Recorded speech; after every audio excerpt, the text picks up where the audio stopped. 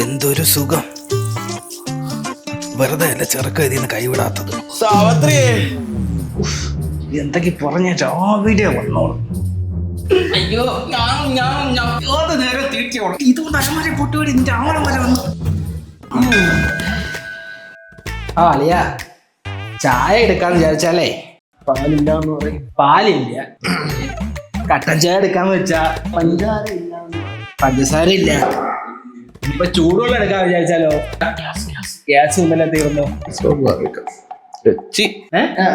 ചേച്ചി എവിടെയെന്ന് ചോദിച്ചത്. സാവിത്രി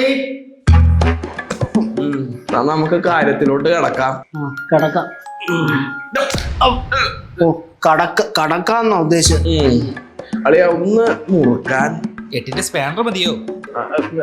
മുറുക്കാൻ തുളസി വീട്ടിലെ ഇല്ല കേട്ടോ അളിയ. ഓ മതി.